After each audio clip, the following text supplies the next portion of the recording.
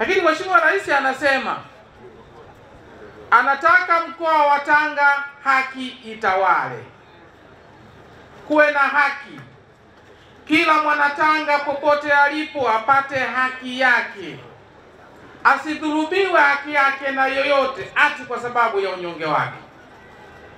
Kwa hiyo nimekuja mimi, waziri mwenye dhamana ya haki, kuja kuwasikiliza, kuja kuwatatulia changamoto zenu za haki, kwa sababu Mheshimiwa Rais anaamini sehemu yoyote yenye haki ina usawa, na sehemu yoyote yenye usawa ina amani, na kwenye amani kuna maendeleo. Mheshimiwa Rais anatamani wananchi wake waweze kupata maendeleo. Kwa hiyo leo ni zamu yenu Wanatanga. Najua mmejitokeza kwa wingi na mtakuwepo hapa kwa siku 10 zijazo katika maeneo mbalimbali ya halmashauri zote, wilaya zote, kata zote na vijiji vyote. Moja kati ya kadhia katika mkoa wa Tanga ni ukatili wa kijinsia, hasa kwa watoto. Tatizo hili la ukatili wa kijinsia linaanzia kwenye familia, halianzii serikalini. Kwa hiyo kila mmoja katika familia tuweke mikakati ya kupambana na tatizo hili, na yule ambaye anafanya ukatili wa kijinsia tusimlee, tusimfuge, tusimuhifadhi, tumpeleke katika vyombo vya sheria akapate anachostahili. Lakini Mheshimiwa Rais amenituma kuja kuwasikiliza, kuja kuwapa elimu ya kisheria na kuja pia kuwatatulia kero zenu za kisheria. Na zoezi hili tunaanza hapa nikiwa nimesimama. Kufika ardhi akatupa dokumenti ya kulipia ambayo ndio hii hapa, ambayo tumelipia Laki5,086.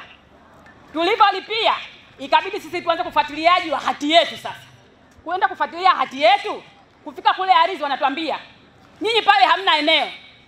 Hatuna eneo kivipi? Umesikia hii double allocation hapa? Na nataka hii iwe fundisho kwa nchi nzima. Hiyo double allocation hapo kuna jinai. Shirikiana na TAKUKURU kuratibu upelelezi, na muda ukifika shirikiana na TAKUKURU wahusika wapande mahakamani. Mheshimiwa mgeni rasmi, kwa mujibu wa takwimu za Jeshi la Polisi za mwaka jana 2024, Tanga inaongozwa kwa matendo ya ukatili, ambapo matendo ya ukatili 457 yaliripotiwa. Ni mkoa wa kwanza Tanzania kati ya matukio 7320. Kwa hiyo Mheshimiwa mkuu wa mkoa, viongozi wote wakuu wa wilaya, tumieni mlango huu wa uwepo wa kampeni ya huduma msaada kisheria kuelimisha wananchi waachane na matendo ya ukatili. Rai kwa viongozi wa dini walioko hapa na nchi nzima, serikali iliwakasimu jukumu la kusimamia masuala ya ndoa, na katika eneo hilo ili ndoa ikamilike, Mheshimiwa mgeni rasmi, sio tu kwa shehe, imam, padri, mchungaji kufungisha, lakini kwanza lazima anayefungisha awe ni yule anayetambuliwa na serikali kwa mujibu wa taratibu. Lakini baada ya kufungisha, hakikisha waliowafungisha wanapata cheti cha ndoa cha serikali. Mheshimiwa rasmi, hii itatusaidia kutatua migogoro mingi ambayo tunayo kwenye jamii mara tu mwenza anapoondoka, lakini kwenye eneo la mirathi na maeneo mengine. Mtu ameshikwa kwa jambo linalohusu masuala mazima ya unyanyasaji wa watoto, shughuli zinaendelea polisi, mtu ananifuata ofisini kuniomba kwamba mtu apewe dhamana. Kwa kweli naombeni sana haya mambo ya muhali, tukioneana muhali, unamjua mkuu wa mkoa, unamjua RPC, utaenda ukasaidia, kwa kweli hili jambo litatufikisha pabaya. Mimi mtu akishaniambia, nikishajua jambo linahusiana na masuala ya ulawiti, ubakaji, unyanyasaji, asinipigie wala asinifuate. Na ukishanieleza hilo jambo na kubloku, na hata yale mawasiliano tulikuwa tunaheshimiana yanaisha. Naombeni tulichukie hili jambo sisi sote. Wacha haki ikaonekane katika mkondo wake. Usiingilie katikati kupoteza ushahidi ama kujaribu kusaidia, tuache haki yake iendelee, ili kila mmoja mwenye uwezo, asiye na uwezo aweze kupata haki yake. Wamesema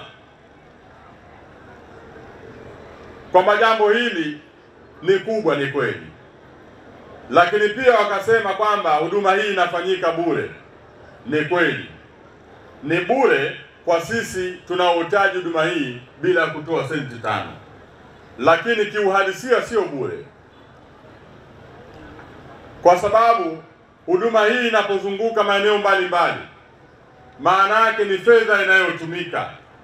Fedha hii nyingi kwa ajili ya kumsaidia Mtanzania maskini mnyonge, anayeitoa ni Rais wa Jamhuri ya Muungano wa Tanzania. Wajibu wetu tuendelee kumshukuru sana Mheshimiwa Rais. Nyinyi mnafahamu, unapohitaji huduma hii ya kisheria, mtu anapokwazika na jambo lake katika familia yake, anapohitaji mambo ya kisheria, kumtafuta wakili, kumtafuta mwanasheria ili asimame kwa niaba yake, mwanasheria au wakili atakachokwambia kwanza umpelekee fedha kwa namna mtakubaliana ili aweze kusaidia kwenye jambo lako. Watanzania hususan maskini walio wanyonge wengi wanakwazika katika familia zao, katika masuala ya kiardhi, masuala ya ndoa, mirathi, kwa kuwa tu hawana uwezo wa kifedha kumlipa wakili au mwanasheria kwa ajili ya kumsaidia katika jambo hilo.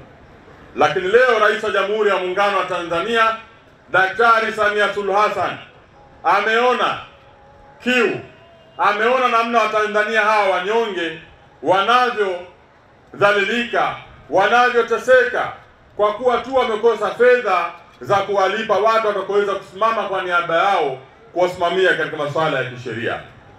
Hivyo wajibu wetu tuendelee kumshukuru Rais wa Jamhuri ya Muungano wa Tanzania kwa msaada huu mkubwa ambao ametuletea Watanzania wote tukiwemo sisi watu wa Tanga.